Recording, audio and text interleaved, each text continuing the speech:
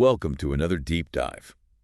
This time we're looking ahead into the future of work, and we'll be exploring the World Economic Forum's Future Jobs Report 2025. Sounds fascinating. It is. This report dives into how technology, climate change, and global shifts are reshaping industries and the skills we need to thrive. So many of you have asked about what jobs are growing, which ones are declining, and really how to prepare for these changes. This report has surveyed over 1,000 global employers, representing 14.1 million workers. Wow. Yeah, it's a real gold mine of insights. Yeah. So let's jump right in. Yeah, let's get started. What makes this report so interesting is that it doesn't just focus on technology. It looks at climate change, economic trends, even geopolitics, giving us a really comprehensive view of what's going to shape the future of work. It's a pretty big picture for sure. It is. So the report predicts that by 2030, almost a quarter of all jobs will be impacted by these trends. That's huge. It is a staggering figure. The report estimates that 170 million new jobs will be created, but 92 million will disappear. Wow. So it's a massive reshuffling of the global workforce. So a net increase, but still a lot of movement. Yeah. This really emphasizes the need for people to be adaptable and for us to really value continuous learning. Absolutely. The report clearly shows that change is the only constant. To stay ahead, we need to be willing to learn and adapt throughout our careers. Absolutely. Okay, let's talk about this tech takeover. The report says that broadening digital access is like the #1 game changer. But is it just about access, or is there something more to it? It's way more than just access. 60% of employers believe that broadening digital access will revolutionize their businesses. Really? By 2030? By 2030, yeah. It's the foundation for everything else. Think AI, robotics, advanced energy tech. These technologies depend on widespread digital access to truly transform industries. So it's not just about individuals having internet access. It's about how that access really allows businesses to adopt these new and transformative technologies. Exactly. It's like the internet boom, but with a much wider impact, touching every corner of the global economy. Wow. And speaking of tech, the report lists AI and machine learning specialists, fintech engineers, software developers, basically all the tech roles as the fastest growing jobs. Right. So is this the rise of the machines that everyone's been worried about? It's not surprising given the trends we've talked about. But it's not just a tech-dominated landscape either. The report also highlights the rapid growth of green jobs. Oh, interesting. Like autonomous and electric vehicle specialists, environmental engineers, renewable energy engineers. Yeah. The demand for these roles is skyrocketing. So tech and green jobs are booming. Yeah. What about everyone else? Is there still a place for people in this tech-driven future? That's the key takeaway here, and this is crucial for your listeners. Even with automation, the report emphasizes that uniquely human skills are becoming even more valuable. Okay. Things like creativity, critical thinking, complex problem solving. These are skills that robots can't replicate. So robots might be able to do the repetitive tasks, but they can't think outside the box or come up with innovative solutions the way humans can. Exactly. There's a huge opportunity to leverage your human strengths to thrive in this tech-driven world. It's not about humans versus robots. It's about humans and robots working together. I like that. The report actually uses the term augmented work, where humans and AI collaborate. Yeah. So it's less about replacement and more about enhancement. Precisely. Think of it as using technology to amplify our human capabilities. AI can handle the routine tasks, freeing us up to focus on the things we do best. Problem solving, innovation, and building relationships. I like that. Okay, so this brings us to reskilling. The report says a staggering 59 out of every 100 workers will need training by 2030. What kind of training are we talking about here? Is it all about coding and AI, or is there more to it? That's a lot of people needing to upskill or reskill. It's not just about learning to code, though that's certainly important. It's also about developing those uniquely human skills we talked about, as well as skills like adaptability, communication, and collaboration. So it's about a combination of technical skills and those softer, human-centered skills. Yes, and thankfully, employers are recognizing the need to invest in their workforces. The report shows that companies are putting money into upskilling and reskilling programs. That's good news. But what about those of us who don't have traditional degrees? Are we being left behind in this skills-based economy? Not necessarily. The report points to a shift away from relying solely on degrees.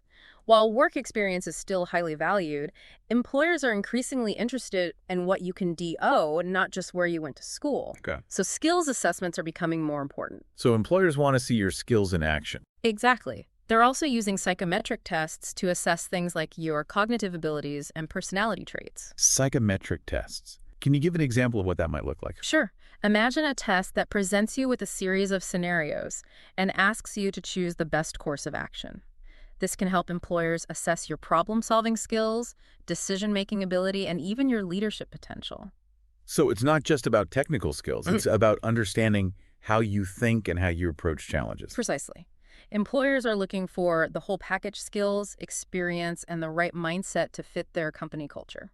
All right, so let's say you've got the skills, you're adaptable, you're ready to go. Where in the world are all these jobs located? Does location even matter in the age of remote work? That's a great question. The report talks about a global talent shuffle driven by things like aging populations in some regions and booming workforces in others. Hmm. It creates a complex web of challenges and opportunities depending on where you are. So location's still a factor, but the rise of remote work is changing the game. Absolutely. Employers are tapping into diverse talent pools all over the world, casting a wider net geographically. They're recognizing that talent isn't confined to a specific location. So it's about being open to opportunities wherever they may arise and being comfortable with a more globalized and interconnected work environment. Exactly. It's becoming less about where you are and more about what you can bring to the table. We've covered tech, skills, global shifts. Now let's talk about climate change.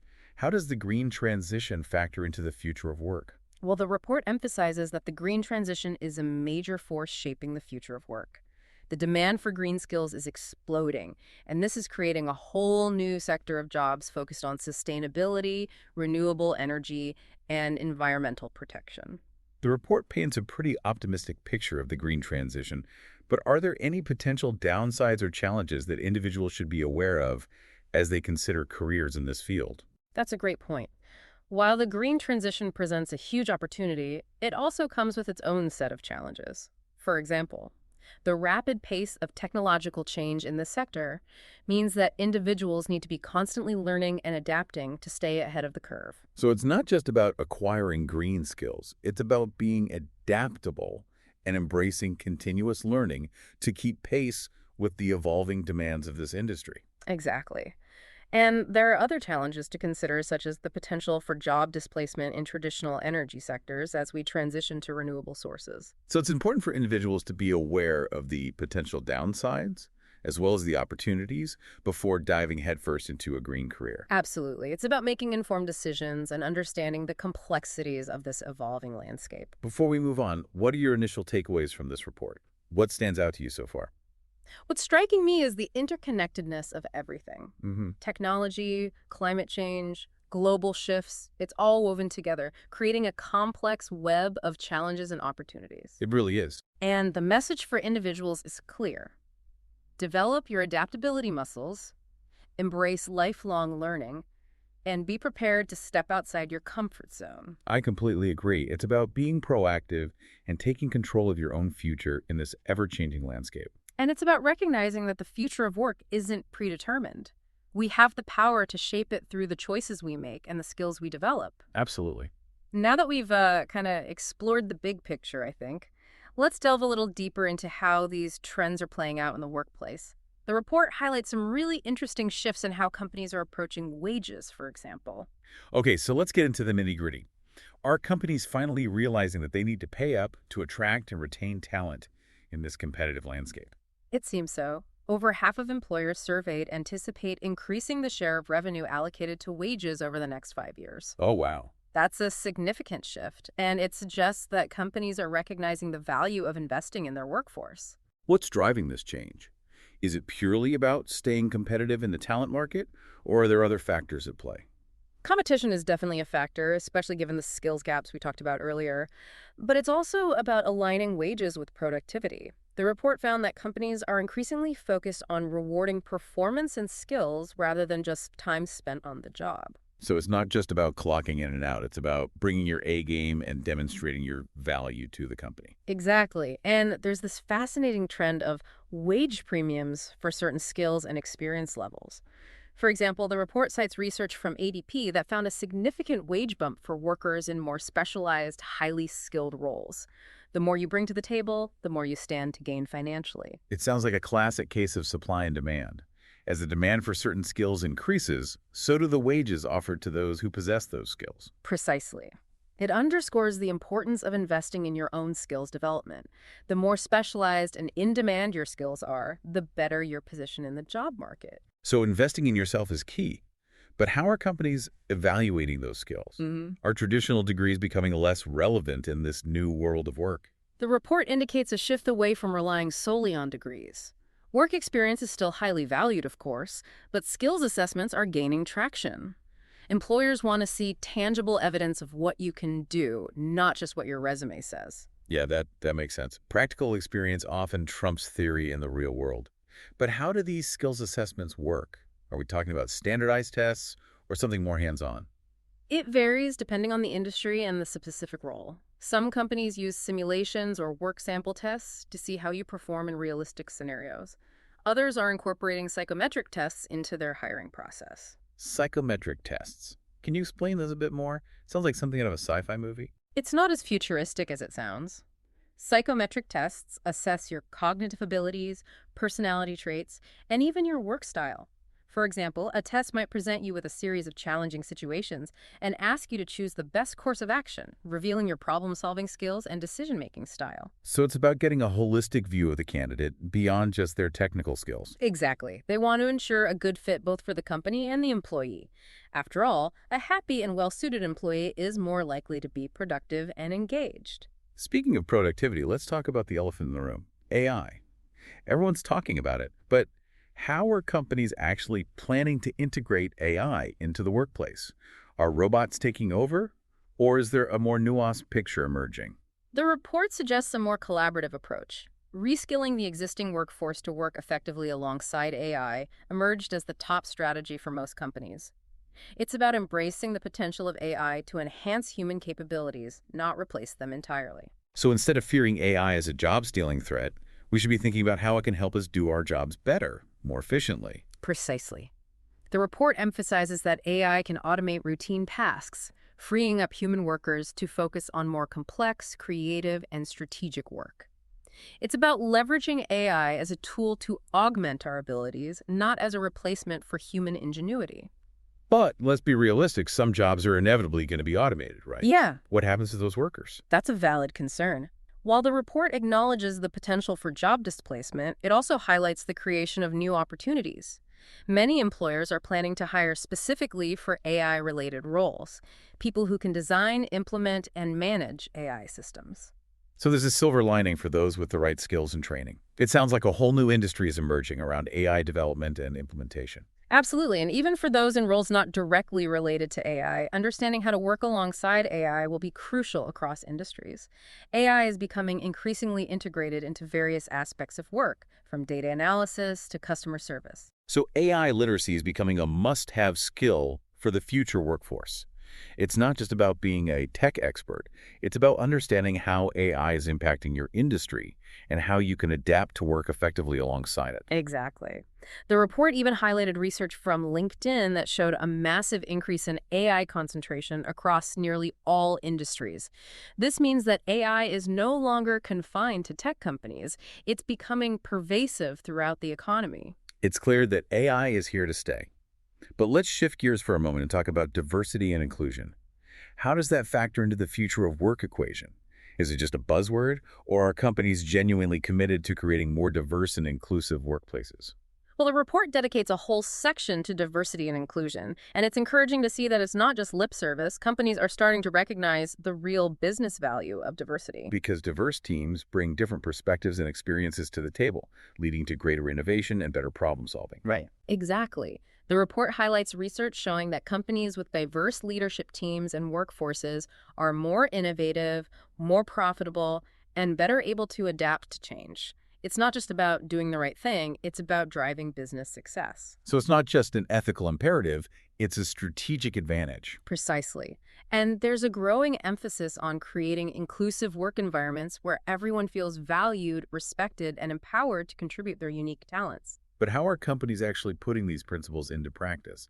Are they just talking the talk, or are they walking the walk? The report highlights a range of strategies, from implementing pay equity audits to creating employee resource groups for underrepresented groups. It's about taking concrete steps to create a more equitable and inclusive workplace culture. It sounds like it's about moving beyond just ticking boxes and making a genuine effort to foster diversity and inclusion at all levels of the organization. Absolutely. It's about creating a work environment where everyone feels like they belong and where their contributions are valued. And this ties back to what we discussed earlier about adaptability and lifelong learning. How so? Well, embracing diversity and inclusion requires a certain mindset, being open to different perspectives, willing to challenge your own assumptions, and constantly learning from others. It's all part of being adaptable and growth-oriented. That's a great connection. It's about creating a culture of continuous learning and growth where everyone is encouraged to step outside their comfort zones and embrace new ideas. Speaking of stepping outside comfort zones, let's shift gears and talk about another key trend highlighted in the report: geoeconomic fragmentation. Ah, yes, the elephant in the globalized room. It sounds a bit intimidating. Can you break down what it means and why it matters for the future of work? Essentially, geoeconomic fragmentation refers to the increasing geopolitical tensions and trade restrictions that are reshaping global supply chains and business operations. Think rising nationalism, trade wars, and the decoupling of major economies. So that's like globalization, but in reverse. Yeah. A retreat from the interconnectedness we've seen in recent decades. In a way, yes. It's creating a lot of uncertainty for businesses, forcing them to rethink their strategies and become more adaptable and resilient in the face of unpredictable global events. What does this mean for individuals navigating the job market? How does geoeconomic fragmentation impact career paths? It highlights the importance of being geographically mobile and adaptable. The report calls it a test of agility for individuals and companies alike. Those who can pivot quickly, adapt to changing circumstances, and navigate complex global relationships will be in high demand. So it's about being comfortable with uncertainty and being prepared to work in a more volatile and fragmented global landscape. Exactly. It's also about developing a global mindset and understanding the cultural nuances of different regions. Yeah. As businesses become more regionalized, the ability to navigate cultural differences and build relationships across borders will become even more valuable. It sounds like the future of work is going to be anything but predictable. But amidst all this uncertainty, there are also incredible opportunities for those who are prepared to embrace change and adapt to the evolving landscape. Absolutely. The report, while acknowledging the challenges, ultimately offers a message of optimism. It emphasizes that we have the power to shape the future of work through the choices we make, the skills we develop, and the mindsets we cultivate. Wow, we've covered a lot of ground in this deep dive, from the accelerating pace of technological change to the complexities of the green transition and the impact of geoeconomic fragmentation. Yeah. It's clear that the future of work is going to be dynamic and full of surprises. Absolutely. It's a world where adaptability, continuous learning, and a willingness to embrace change will be essential for success. So let's distill all of this down to some key takeaways. If you could give one piece of advice to someone listening to this deep dive, what would be? Embrace lifelong learning. Make it your mantra. The skills you have today might not be the ones you need tomorrow, so be curious, stay informed about emerging trends, and never stop learning. It's about being proactive and taking ownership of your career journey, rather than waiting for someone to tell you what to do or what skills to develop. Exactly. Don't be afraid to explore new fields, experiment with different learning approaches, and constantly challenge yourself to grow. The more you learn, the more adaptable and resilient you'll become in the face of change. And it's not just about technical skills, right? We've talked a lot about the importance of uniquely human skills. How can individuals develop those alongside their technical expertise? That's a great point. It's about finding a balance between technical proficiency and those human-centered skills that set us apart from machines. Things like creativity, critical thinking, communication, collaboration, and emotional intelligence. These are the skills that will become even more valuable in a world where technology is constantly evolving. So how can people actually develop those skills? Are we talking about formal education, on-the-job training, or something else entirely? It's a combination of approaches. Formal education can provide a foundation, but it's essential to supplement that with real-world experience, continuous learning through online courses or workshops, and even mentorship or coaching to develop those softer skills. It sounds like it's about being a well-rounded individual, not just a technical specialist. Exactly. The future of work will reward those who can think critically, solve complex problems, communicate effectively, and collaborate with others to achieve common goals. And we can't forget about the importance of adaptability and resilience. This report makes it clear that change is the only constant in the future of work. Absolutely. Being able to adapt to new technologies, new ways of working, and even new industries will be crucial for navigating this ever-evolving landscape. The report highlighted this concept of augmented work, where humans and AI collaborate to enhance productivity. Yeah. What are your thoughts on this evolving relationship? Is it something to be embraced, or should we be cautious about the increasing integration of AI into the workplace? It's a topic that sparks a lot of debate. There's certainly potential for AI to amplify our capabilities and make us more efficient.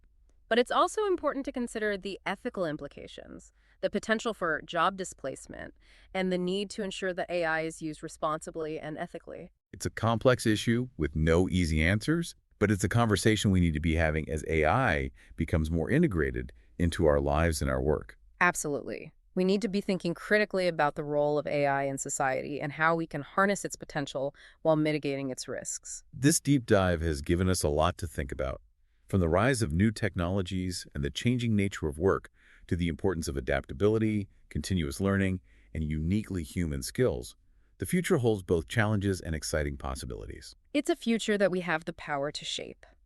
By embracing lifelong learning, fostering our human-centered skills, and being open to new ways of working, we can navigate this evolving landscape with confidence and create a future of work that benefits everyone. Thank you so much for joining us on this deep dive into the future of work.